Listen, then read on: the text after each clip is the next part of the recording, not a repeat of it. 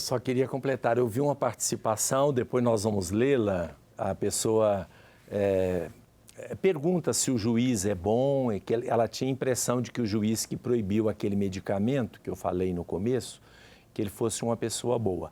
Com relação à pessoa, eu não conheço, se é bom, se é de boa fé, se é de má fé, eu não sei. Não posso afirmar nada. Mas a minha opinião é com relação a alguns dados preliminares a respeito desta situação e de outras muito parecidas que circulam no mundo. Os remédios que nós tomamos, eles vêm da chamada indústria farmacêutica. Gente, vocês não podem imaginar a fortuna, mas é uma coisa assim inominável de dinheiro que circula no mundo em relação à indústria farmacêutica. E eu sei que eles justificam que é necessário isso por causa das pesquisas que são muito caras, isso tudo bem. Mas não há só esta questão. A indústria farmacêutica que gera fortunas de dinheiro com a venda dos medicamentos e não são baratos e muitas pessoas morrem exatamente porque não têm acesso a determinados medicamentos e não são poucas pessoas e não são medicamentos só aqueles raríssimos, não.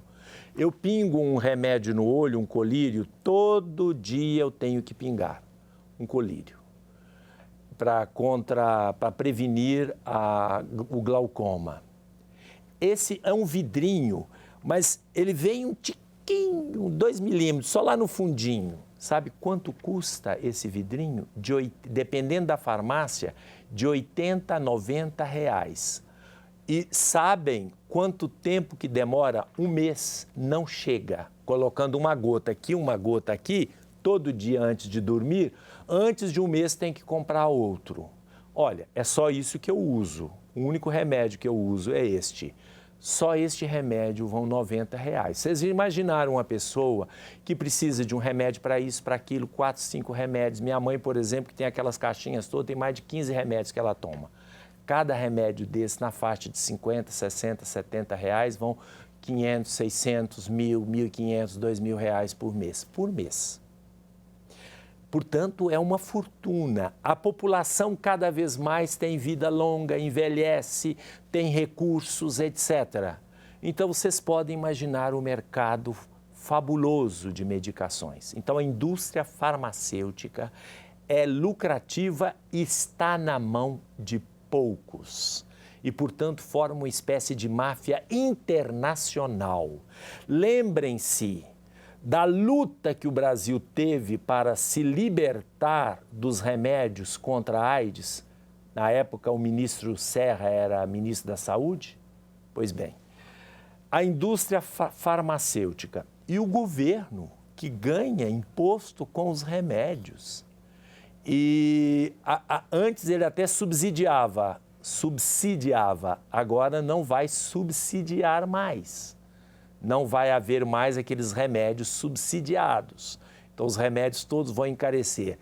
E vocês acham que não se pagam impostos sobre o remédio? E paga também. Agora, que graça tem para a indústria farmacêutica um remédio quase de graça? Que graça tem para o combustível, a água?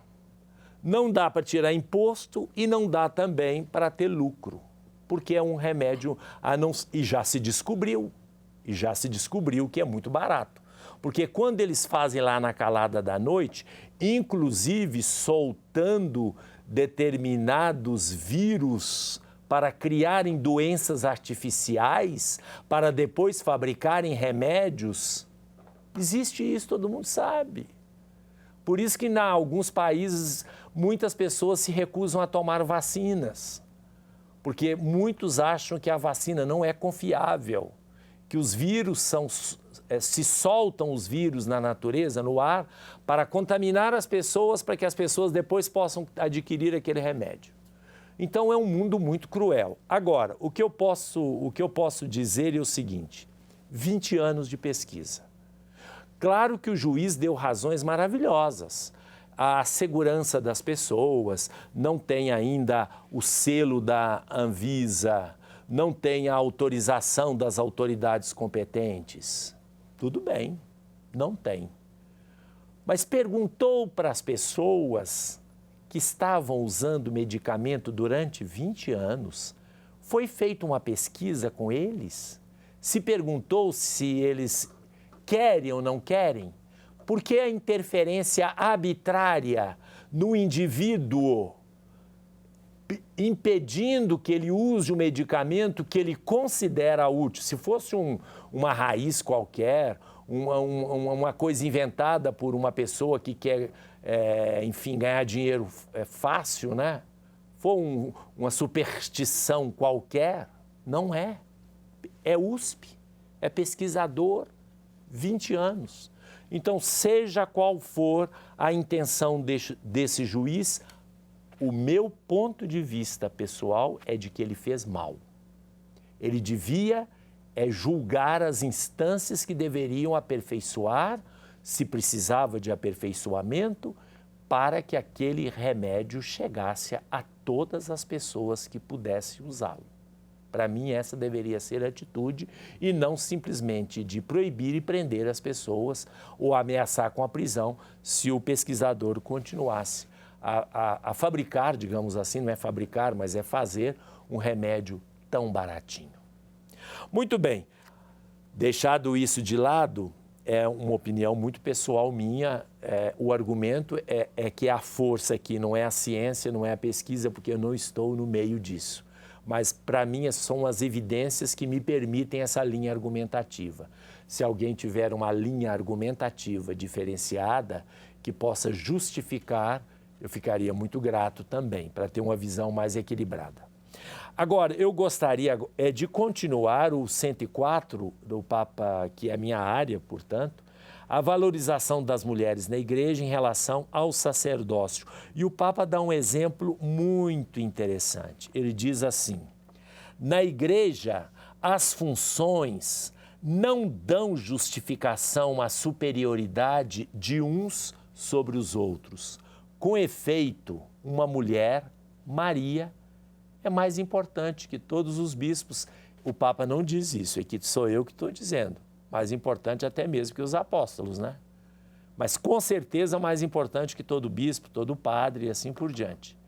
E, no entanto, Maria não teve a potestade sacerdotal, como não teve Madre Teresa de Calcutá, Santa Teresa de Ávila, Santa Catarina de Sena, Santa Teresinha de Lisieux. Nenhuma delas tiveram o poder, a potestade do ministério ordenado. No entanto, é possível, não vou fazer nenhum julgamento, que sejam mais importantes na igreja do que qualquer ministro ordenado, até o Papa. Então, esta é a segunda observação do número 104. Mas vamos ao segundo vídeo, que é exatamente a valorização das mulheres na hora santa e no culto, na adoração eucarística do Santuário Nossa Senhora da Boa Viagem. Vamos conferir. Quem quiser participar, primeiro, ele tem que procurar o zelador da noite, se apresentar, se ele não tiver sido convidado por algum adorador, certo? Agora, quanto às mulheres, tem uma norma um pouco diferente, porque elas não podem, porque os homens, ao longo da madrugada, eles podem fazer horário de compromisso e depois retornar para sua casa ou ficar no dormitório da igreja, da adoração. Agora, as mulheres assumiram o compromisso, que assumem esse compromisso de adoradora noturna, elas não vão para casa, elas pernoitam. Então, fica limitado na faixa de 32, porque nós temos 32 leitos. Aquela que desejar, passa na secretaria para poder ver se quando abrir, se for abrir outra noite, né, elas estão à disposição. Nós temos casal que faz adoração 1h da manhã. Pelejamos com eles para fazer mais cedo, inclusive por questões de segurança, que eles precisam de ir para casa, vir e ir para casa. Mas nós tomamos uma resposta que nos surpreendeu também, não esperava essa. bom, realmente é um horário difícil e tal, explicou o que eles têm que fazer, filhos de escola e tal. Aí, é o horário, assim, síntese. Este é o horário mais difícil para nós, por isso que nós escolhemos. A adoração, nós vamos reconhecer a grandeza, a bondade de Deus, né? Para com nós, somos filhos dele. Então, no silêncio, nós nos comunicamos.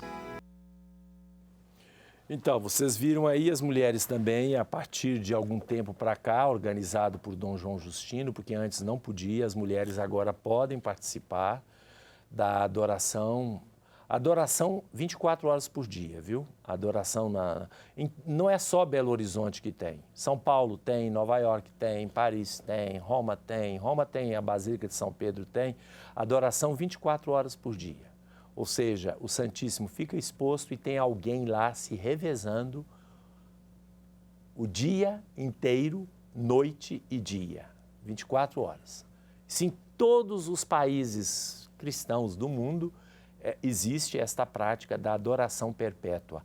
Quase, muitas vezes, não sempre, os santuários são de responsabilidade exatamente desta congregação religiosa, os sacramentinos da adoração perpétua, que foram fundados por São João Maria Eymar exatamente para isso. Voltamos daqui a pouquinho.